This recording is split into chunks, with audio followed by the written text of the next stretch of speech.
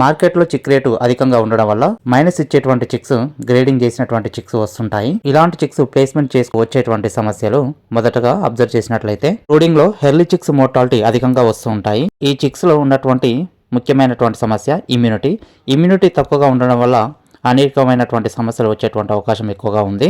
దీంట్లో కొన్ని ముఖ్యమైనవి ఇన్ఫెక్షన్లకు గురి కావడం, బ్యాక్టీరియల్ ఇన్ఫెక్షన్స్ ఈకోలై, సాల్మోనెల్లా మరియు వైరల్ ఇన్ఫెక్షన్స్ ఐబీవి, ఐబీడీవి, అదేవిధంగా ఐవీహెచ్ లాంటి వైరల్ వ్యాధులకు గురవుతూ ఉంటాయి. వాతావరణ మార్పులకు తట్టుకోలేక ఎక్కువగా మోర్టాలిటీ అనేది సంభవిస్తూ ఉంటుంది. ఇమ్యూనిటీ తక్కువగా ఉండడం వల్ల వచ్చినటువంటి వ్యాధులు కూడా త్వరగా నయం కాకుండా ఎక్కువ మోర్టాలిటీ వచ్చేస్తూ ఉంటుంది. AD3C విటమిన్ లోపం అనేది ఎక్కువగా ఉంటుంది. అదేవిధంగా ఎక్కువగా స్ట్రెస్ గురవుతాయి.